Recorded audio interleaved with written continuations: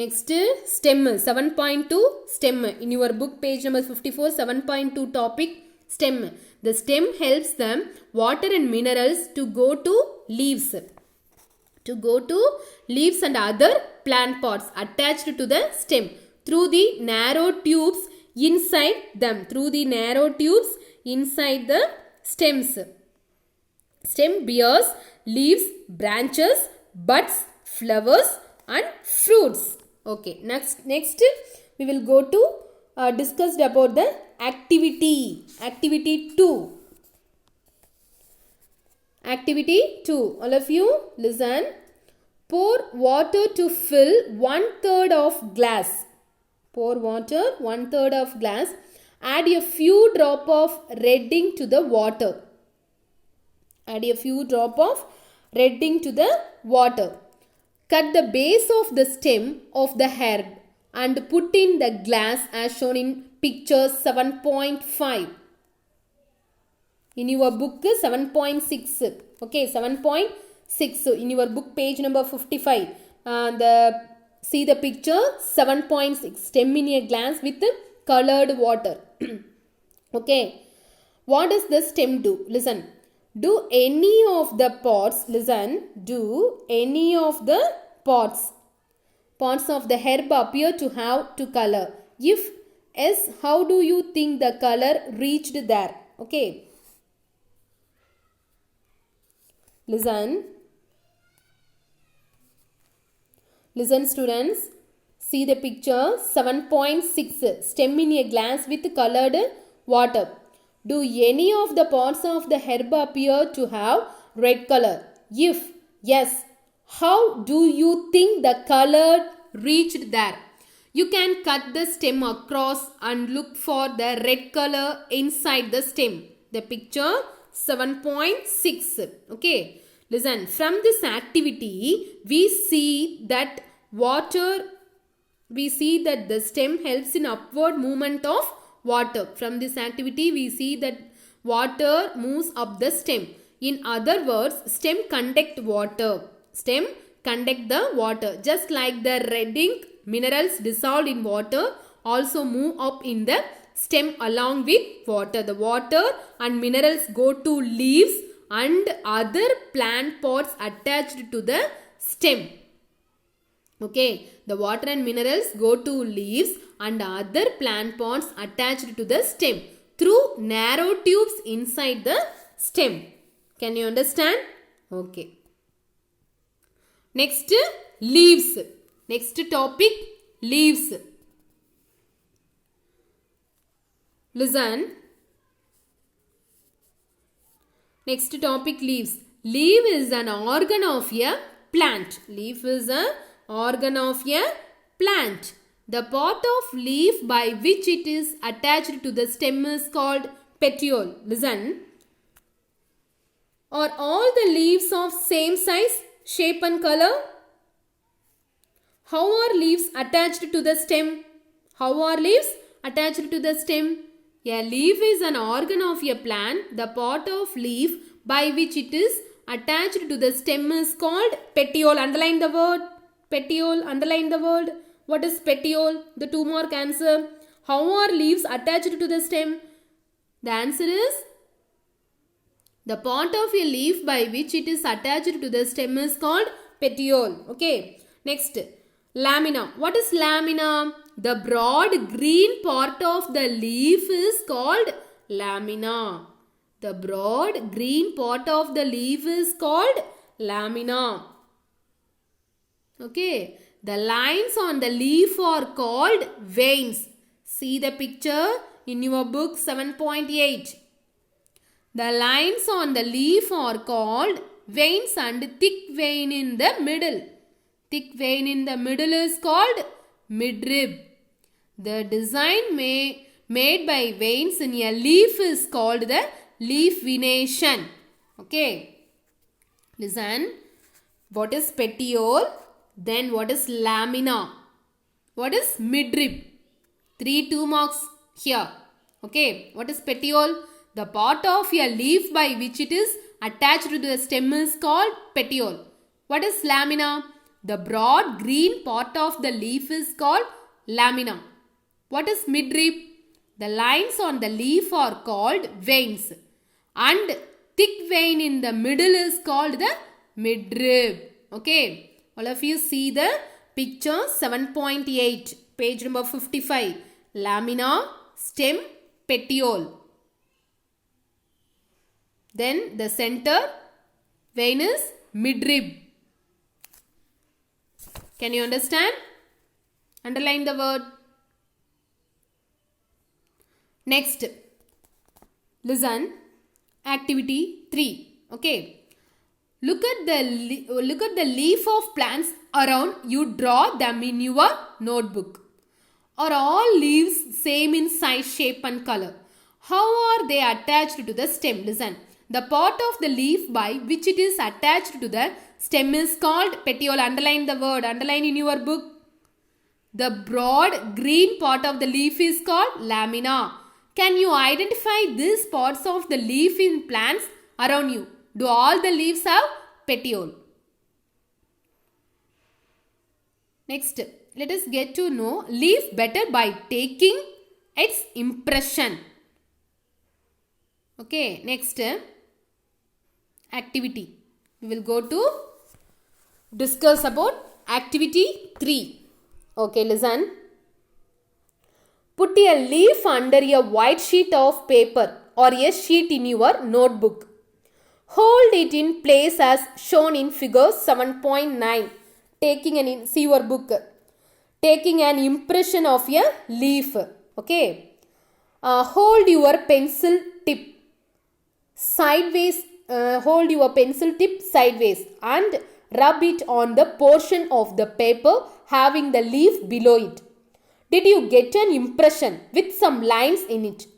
Are they similar to those on the leaf? Okay. Listen. Underline the word. All of you listen. All of you see your book.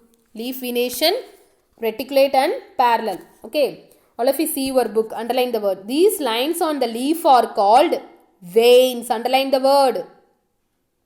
These lines on the leaf are called veins. Okay. Do you see a thick vein in the middle of the leaf? This vein is called midrib. Underline the word. Do you see a thick vein in the middle of the leaf? This vein is called midrib. Next.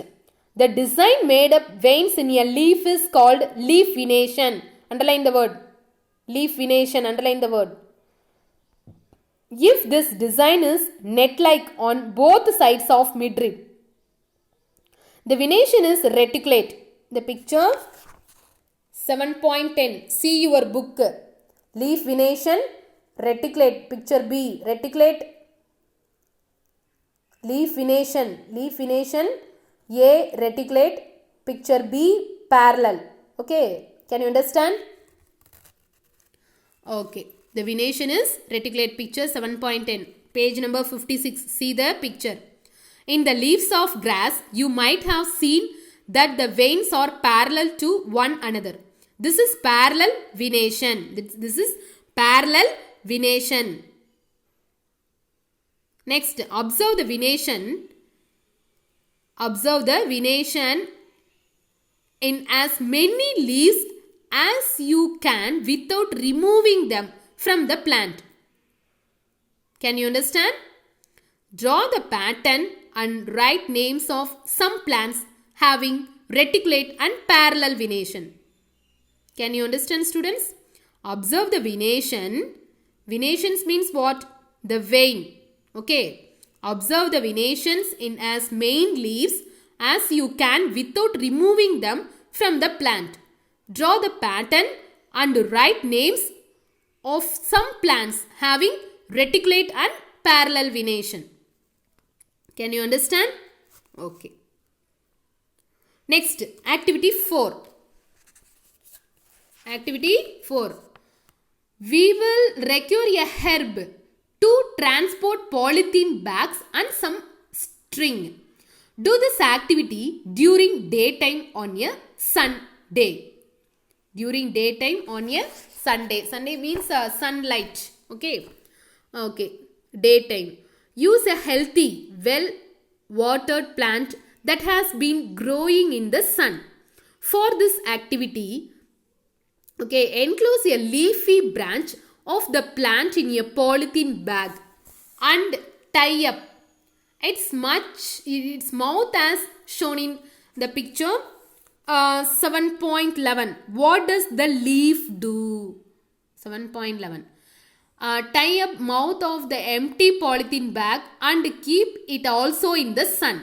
After a few hours, observe the inner surface of the bag. What do you see? Are there any droplets of water in any of the bags? Which bag has droplets? How do you think? Go there. How do you think to go there? Listen. Listen all of you. The water comes out of leaves in the form of vapor by a process called transpiration. Bracket the sentences. The 2 mark. What is transpiration? Water comes out of leaves in the form of vapor by a Water comes out of leaves in the form of vapor by a process called transpiration. Plant release a lot of water. Underline the word. Plant release a lot of water into the air through this process. We will learn more about this in chapter 14. Okay. Why did we tie a bag around the leaves? Why did we tie a bag around the leaves? Would we have seen the water from the transpiration of plant otherwise? What makes the water appear on the polythene bag? Notice the water changes into different forms in some of our activities. Okay, listen. Students, can you think of this name, the process that makes water drops appear on the polythene cover? Okay, the leaves also have another function. Let us study this. Okay, next we will go to next activity 5. Okay, listen. The activity 5. We would require a leaf, sprit, a beaker, test tube, burner, water, a plate and iodine solution for this activity. Put a leaf in a test tube and pour sprit to completely cover the leaf. Now, put the test tube in a beaker half filled with water. Okay. Heat the beaker till all the green color from the leaf comes out into sprit in the test tube. Take out the leaf carefully and wash it in water. Put it on a plate and pour some iodine solution over it. See the picture 7.12. What does the leaf contain? Okay. Now the question. What do you observe? Compare your observation with those done in chapter 2 when you tested food for presence of different nutrients. Does this mean that the leaf has starch in it? Listen, in this chapter 2, we saw that a slice of raw potato also shows the presence of starch. All of you know the students? Okay. Or you remember? Okay. Potatoes get the starch from other parts of plant and store it. However, the leaves prepare their food in the presence of sunlight and a green colored substance present in them. For this, they use water and carbon dioxide from air. This process is called photosynthesis. The leaves prepare, all of you bracket the answer. Leaves prepare their food in the presence of sunlight and a green colored substances present in them. For this, they use water and carbon dioxide from air. This process is called photosynthesis. Okay. Oxygen is given out in this process. The food prepared by leaves ultimately gets stored in different parts of plant as starch. Can you understand? Can you understand, students? If you doubt, if you any doubt, okay. If you any doubt, you contact with me. Okay.